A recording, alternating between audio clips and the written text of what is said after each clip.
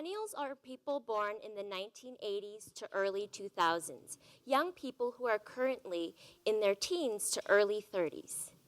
When I type the word millennials on the internet, these are the types of headlines that come up. Here's how to deal with millennials who aren't ready to face real challenges. There's even a TED conversation on the topic, the millennial generation has no hope. And my favorite of all, Generation Screwed. I'm 26 years old. I'm a millennial, and the future unreliably lies in the hands of people just like me. Okay, so older generations don't believe in us. The sad thing is that we don't even believe in ourselves. Based on a study done in 2012 by Rutgers University called Left Behind, Forgotten, 80% of US high school graduates do not believe that they will be more financially successful than their parents. It's 2010, 2 years ago. I'm a poster child for the millennial generation. Stuck. You see the symptoms left and right. The friend that quit her consulting job to move to London without a plan, or the dozens of others that are currently pursuing careers in fun employment and living at home despite having higher education degrees. Stuck.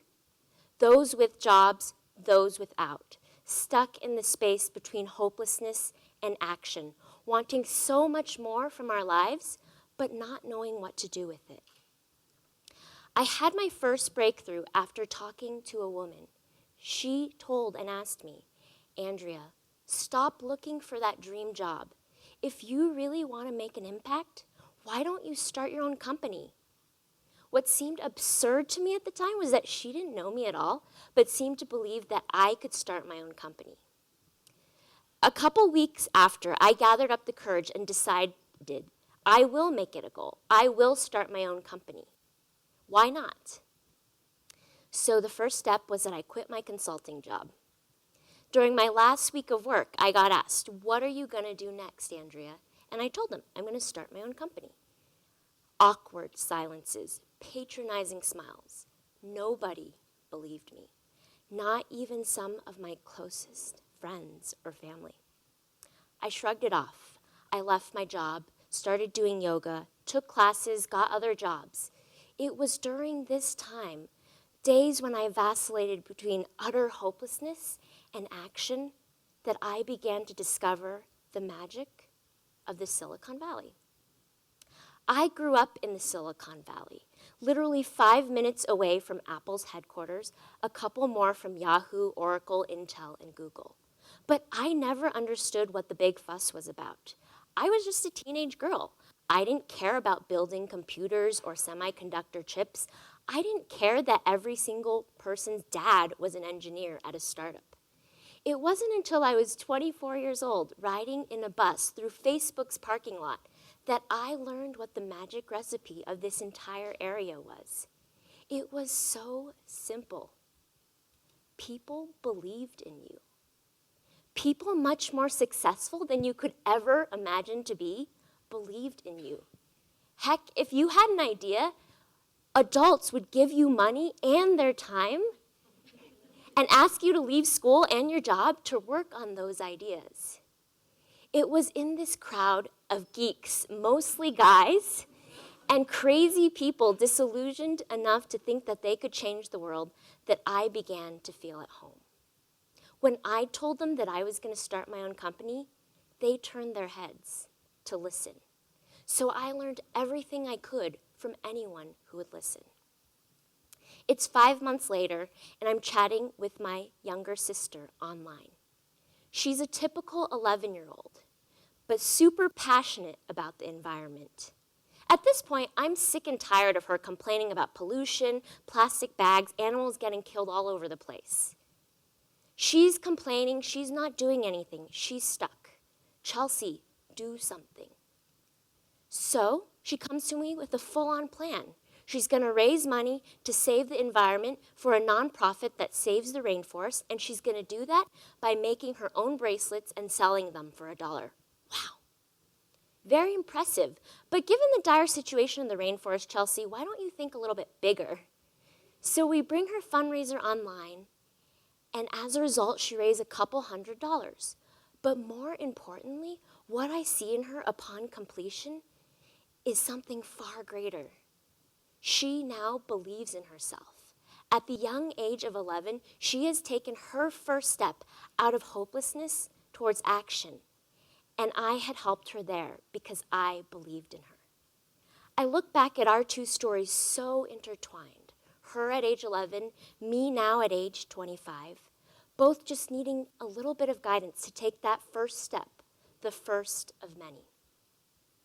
Based on her belief in me, I start my company, Piggybackr, a website that uses fundraising to teach young people how to help their teams and communities. Because it's not just about the outcome. It's about what they learn, the steps they take, and what effort they put in that matters.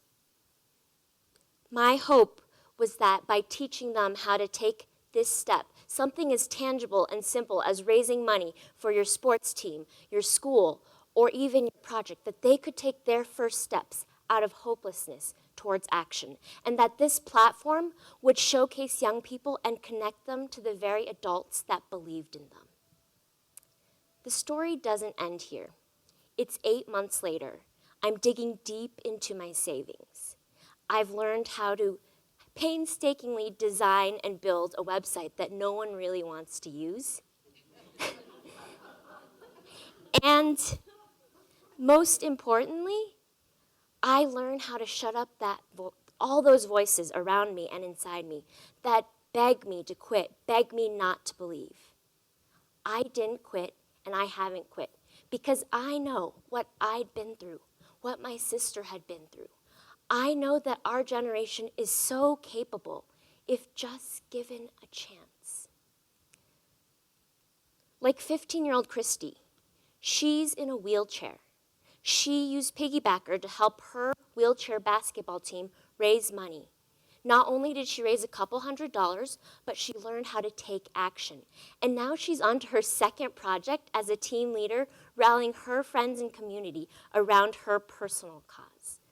Or the everyday heroes you don't hear about in the news, like the high school kids on robotics teams that are learning how to build the technology that is going to solve our future problems, or the athletes, the students that train so hard and are so disciplined.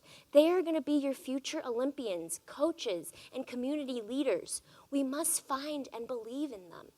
We've seen 9-year-olds learn how to raise $1,000, and teams work together to raise over $40,000.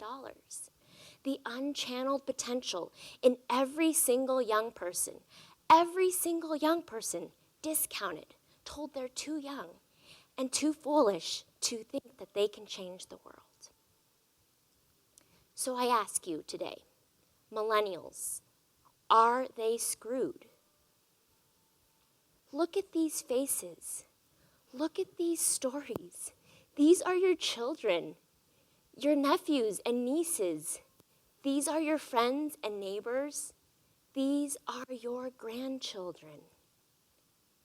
Please take a moment right now to think about all the younger people that have come across your life, past, present, and future. Make a commitment to mentoring and supporting at least one of them. Because it just takes someone very much like you believing in someone like me to get out of the space between hopelessness and action.